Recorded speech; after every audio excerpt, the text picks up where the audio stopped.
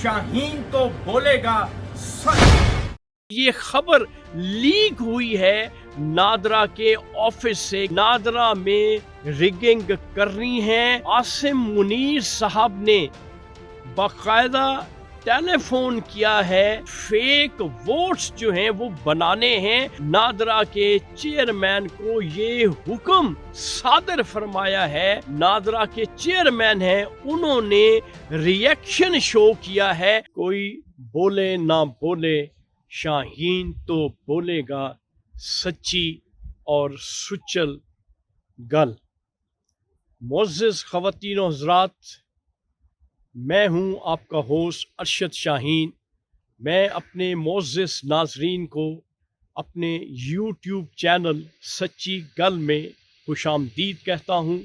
नाज़रीन, जैसा कि मैं आपको बताता हूँ कि मैं जब भी बोलूँगा, जब भी कोई बात करूँगा तो सच्ची, सुचल और हकीकी बात आपके साथ करूँगा।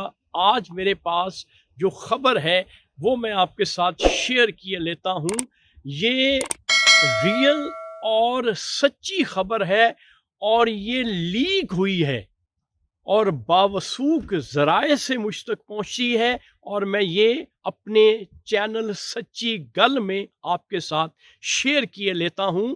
नादरा के चेयरमैन हैं, वो भी जनरल हैं, और हमारे जो मौजूदा आर्मी चीफ हैं जनरल आसिम मुनीर साहब ने बाकायदा टेलीफोन किया है नादरा के चेयरमैन जो कि जनरल हैं, और उनसे ये बात कही गई है कि जो ग्राउंड रियलिटी है इलेक्शन की वजह से, उसको सामने रखते हुए जनरल आसिम मुनीर ने नादरा के चेयरमैन को ये हुक्म सादर फरमाया है कि उन्होंने नादरा में रिगिंग करनी है और फेक वोट्स जो हैं वो बनाने हैं।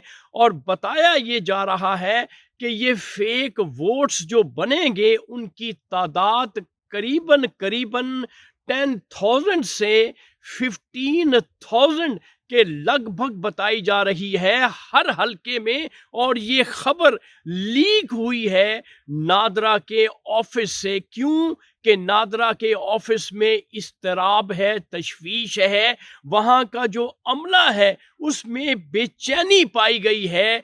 इस बात को लेते हुए जो जनरल आसिम मुनीर ने, आप नाजरीन ये यकीन करें या ना करें, लेकिन आने वाले वक्त में आपको अंदाजा हो जाएगा कि अरशद शाहीन ने जो सच्ची गल में सच्ची खबर बताई थी वो हकीकत पे मबनी थी और सच्चल और सच्ची खबर थी जो मैंने आपको अभी दी है।